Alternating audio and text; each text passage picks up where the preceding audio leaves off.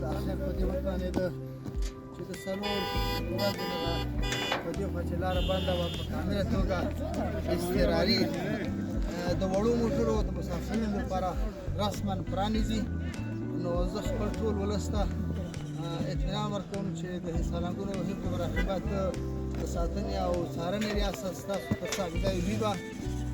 په آخر کې غوښتنه لرم چې د دې لارې نه د عبور کولو په صورت د ځان سره ژمني توکي د چین د موټرو چینونه بسته والی او د ځان سره د چینونو درلودل او خوراکي توکي دا اړین او لازمي دي.